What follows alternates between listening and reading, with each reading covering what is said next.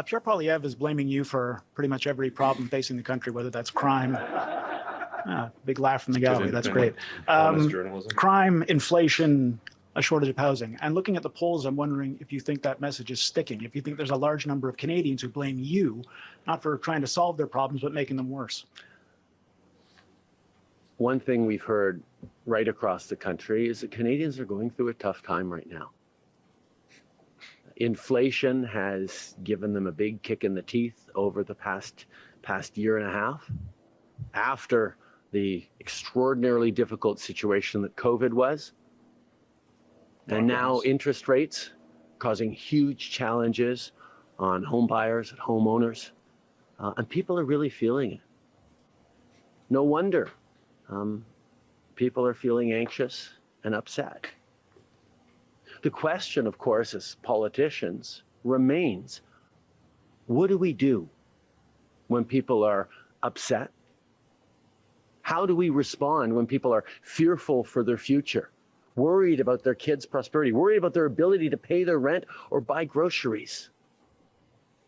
What does leadership mean when people are hurting? Well, Mr. Poilievre has decided, let's make them even angrier. Let's give them a scapegoat. Let's point fingers and lay blame, because that's easy, and it is. It's not my approach. It hasn't been our approach as a government. Yeah. Certainly when Mr. Harper was bringing the country in the wrong direction. There you go. As a party, I haven't seen this. 2014, 2015, we made a commitment to solve the challenges the middle class was facing. The struggles people working hard to join the middle class were facing. We put forward solutions, rolled up our sleeves, and got to work. We've lifted over 1 million people out of poverty, 500,000 kids out of poverty since 2015. We've created millions of new jobs. We've moved forward on reconciliation in ways that not only is lifting socioeconomic standards and ending boil water advisories across the country, but is creating economic activity and opportunity for the kinds of investments, whether it's lithium mines or small businesses, that are creating opportunity for Canadians across the country, Indigenous Canadians across the country. We're continuing to show leadership on climate, where we're drawing in massive global investments, creating good jobs for future generations, reassuring folks like the third generation steel workers at the Dofasco plant in Hamilton that there's going to be a 5th, 6th, 7th, 8th generation of steel workers in Hamilton because of the investments we're making in electric arc transformation. Canadians are struggling. Canadians are worried. And they're seeing two different approaches to leadership right now. One that mirrors back that anger and frustration and amplifies it and lays blame without offering solutions. Or one that recognizes, yeah, times are really tough for a whole lot of people right now. And we're going to keep rolling up our sleeves and bringing forward the best possible solutions, because Canadians can get through this. This is the best country in the world, and we're going to keep making it even better. Like, the things he talks about there, he talks about interest rates set by the Bank of Canada being one of the big things that's working people over. He talks about inflation, the primary driver of inflation being government spending and government printing money. So that's what the government is doing. And then he talks about how hard COVID, particularly COVID restrictions, were on people. Those were things that he forced. Yeah, that's exactly it, and that's exactly what I wanted to, bring up is this is all stuff he did. He's been the prime minister, and all of this has gotten worse under him. And yet here he is. He doesn't want to take any accountability, because it's inflation that's the issue, not his actions which lead to further inflation.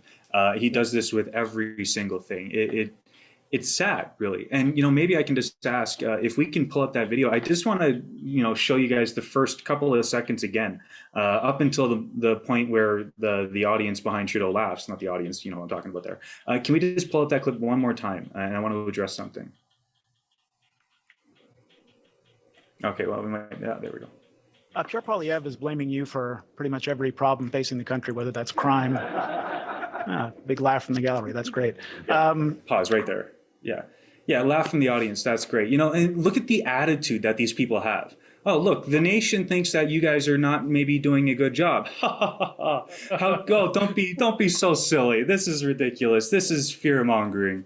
What have they been doing over the last few years? Nothing. They've been destroying the country. They've been causing inflation. They've been causing suicides to go through the roof, especially because of the lockdowns. I mean, the food prices are going up. Housing prices are going up. Homelessness is at all-time highs. I mean, you had more people during the pandemic dying of overdoses in many provinces than you did the actual pandemic. And yet here they are saying, oh, it's the flu that's the problem. Meanwhile, they themselves and their actions in government are causing to the deaths of real Canadians every single day. It's such a shame, and it truly is disgusting to see them laughing like that at the question at hand. Adam, I don't know. Am I being too much with this, or is it as I said? No, and it's the fact like. They vilified the truckers. They vilified the unvaccinated. They vilified their former colleagues are calling anyone opposed to the carbon tax arsonists. They said that Pierre Poilievre is dog whistling to the alt-right. Like they're the same as the NDP with Danielle Smith here. It's permanent attacks. Pierre Poilievre will be like, well, I mean, look, you said you're going to make things more affordable. The average rent price is doubled. Like most of what Pierre Poilievre does, and most of what the critics do, is point out how bad things are going. They aren't saying, they aren't taking personal shots at Trudeau. They aren't doing personal attacks. They're just pointing this out. There's another video here that I want to jump to, and it's him being asked about disgruntled MPs in caucus, angry over. Yep. Go ahead. Sorry, did you have one more thing before? Yeah, there's the one clip maybe of the tents. Is that the one? Yes. I believe so. Yeah, exactly. Just before we show that clip, okay, well, maybe we can just jump to that clip quickly just to reference in. But, you hear that speech from Trudeau and he's talking and you think everything's fine and dandy, sunny days. You show this next clip, you're going to see what Canada actually looks like. Yeah, the Poilievre clip, that one? Of the 10 cities. You're going to hear about what it's actually like. The Prime Minister says that you're making people angry. Do Canadians need help making people angry? Justin Trudeau is worried that people are angry. You know what I worry about? I worry about the nurse living in her van after 8 years of Trudeau. I worry about the tent cities that never existed before he was Prime Minister, but now we see every single city in Canada. I worry about the 30,000 families that have lost loved ones to drug overdoses because of the hopeless economy and situation in which they find themselves. You know what I found, interestingly? I hold these rallies, and I invite every single person at every single rally to come and shake my hand. People aren't angry. They are hurting, and they are desperate for someone who gives them hope. And for so many millions of people, I am humbled by the fact that I am that person. I am the only one giving them hope that things can get better. Yeah, that's it. We won't even play that other Trudeau clip. I'm sick of hearing from Trudeau today. What we will do now, though, I think Pierre Poilievre has hit the nail on the head. This Canada is not the country that I grew up in. It's not the Canada of even 10 years ago. The one factor that has shifted is the other countries around the world haven't changed all that much. The major contributing factor here is this current government. They don't care about common sense. They don't care about practicality. They don't care about your average Joe, your working class person. They only care about their ideologies, and they care about it at no expense. They will spare no expense to push their ideologies. That's what this government is all about.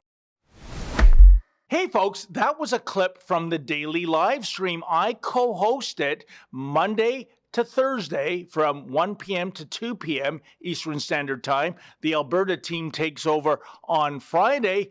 Please tune in. And by the way, we want to hear your 2 cents worth. If you're able to make a minimal $5 donation, we will read your chat on the air live. Thank you.